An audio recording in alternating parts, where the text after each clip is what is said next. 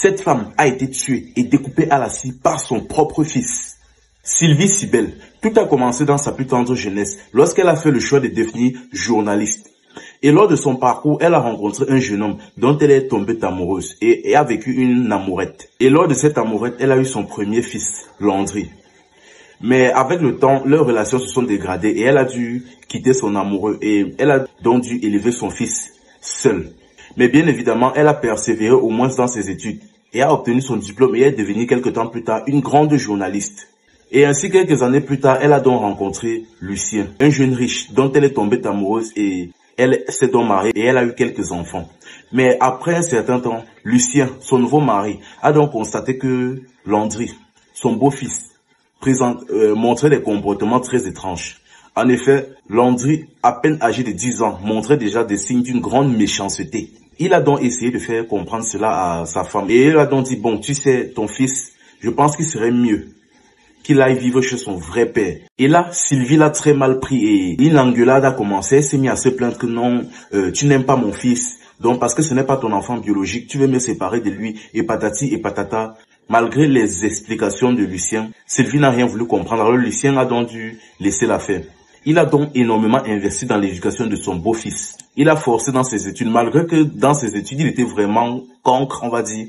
Il a beaucoup forcé jusqu'à ce qu'il obtienne le bac. Et après l'obtention de son bac, il a décidé de l'envoyer directement à l'ENAM. L'ENAM, une des écoles les plus prestigieuses du Cameroun. Une école qui forme des magistrats, des administrateurs et autres. Après l'avoir fait entrer à l'ENAM, Lucien a causé donc avec sa femme Sylvie et a dit, bon, là il est déjà assez vieux, je pense qu'il serait mieux de le mettre dans une chambre universitaire. Après une vague discussion, Sylvie a accepté. Et une chambre lui a donc été louée. Le problème maintenant est qu'une fois à l'ENAM, il a failli maintes fois être expulsé de l'ENAM. Pour la simple raison qu'il volait. Il avait un grand esprit de vol en lui. Il volait énormément. Un jour, il était donc assis sur une table avec son voisin. Et lorsque son voisin se lève pour aller aux toilettes, il laisse son sac. Après sa sortie des toilettes, il revient. Il se rend compte qu'il ne voit plus son argent dans son sac. Bon, Landry étant le seul à proximité de son sac, il décide donc de l'accuser. Après de maintes plaintes, on décide donc de fouiller le sac de Landry. Et en l'ouvrant, on découvre donc l'argent de ce dernier. Et c'est à partir de là qu'il a failli être expulsé. Mais sa mère étant une grande journaliste, elle a pu étouffer l'affaire et le couvrir entièrement. Quelque temps plus tard, donc, il est sorti diplômé de l'ENAM. Et en attendant qu'un poste lui soit attribué, et n'ayant jamais travaillé dans sa vie et ayant toujours reçu tout de sa mère et autres, il a donc commencé à se lancer dans les jeux d'argent et dans la consommation du Kior. Et après maintes témoignages, ses propres amis ont révélé que ce jeune était capable de vendre toute sa propre famille pour le Kior. À un moment donné, donc, étant énormément en cours d'argent, il a donc décidé d'aller voir sa grand-mère. Sa grand-mère chez qui il avait l'habitude de racketter de l'argent. Sa grand-mère était une caissière à une église. Il est donc parti la voir directement chez elle et au début d'abord il a demandé gentiment de lui donner de l'argent et cette dernière a refusé. Prise de colère, il a donc étranglé sa propre grand-mère. Et sa grand-mère est morte. Mais bien évidemment, sa grand-mère vivait en concession et le voisinage a très bien compris les bruits. Ils sont donc venus toquer à la porte et il a trouvé. Il disait que mais c'est quoi tout ce bruit? Où est ta grand-mère? Il a donc répondu que non, elle est partie au marché Mokolo faire des courses ou autre, je ne sais pas. Bon, sachant que Landry était son petit-fils, elle a donc dit ok, il n'y a pas de problème. Ils ont donc accepté sa version et se sont donc allés. Mais quelques temps plus tard, Sylvie est rentrée et a vu son fils assis sur le canapé avec le téléphone de sa grand-mère. Bon, elle n'a pas trop voulu s'hasarder, elle a continué sa route, mais lorsqu'elle est entrée dans la chambre et a vu sa grand-mère morte, elle a vite compris la situation, mais Landry s'était rapidement enfui de la maison. À ce moment-là, il aurait dû être arrêté et enfermé, mais Sylvie a couvert l'affaire. Elle a étouffé entièrement l'affaire. Et bien évidemment, toute la famille, je dis bien toute la famille était au courant que Landry avait tué sa grand-mère. Mais c'était devenu une sorte de secret de famille. Sylvie avait entièrement couvert l'affaire. Le meurtre de sa propre mère par son fils, elle avait étouffé complètement avec tout ce pouvoir de journaliste et autres. Et bien évidemment, elle ne voulait toujours rien comprendre venant de Lucien. Quelque temps plus tard, Landry était donc encore à court d'argent. Un jour donc, il a appelé sa mère et il lui a demandé de venir le voir. Sa mère donc s'est déplacée, est venue le voir et à peine arrivé, il a commencé à étrangler sa propre mère jusqu'à ce qu'elle meure. Et dès qu'elle est morte, il a sorti son téléphone et a appelé un de ses amis. Ses amis sont venus et ils ont commencé à découper le corps à la scie. Découper les jambes en deux morceaux, les bras en deux morceaux et le tronc en deux, ainsi que la tête à part.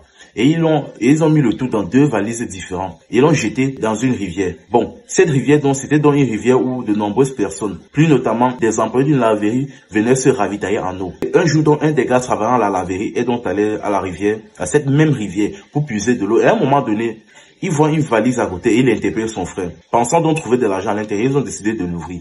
Et en l'ouvrant donc, ils ont découvert les différents morceaux d'une jeune femme découpée. Et alors là, ils ont appelé leur patron. Le patron s'en est donc allé à la gendarmerie.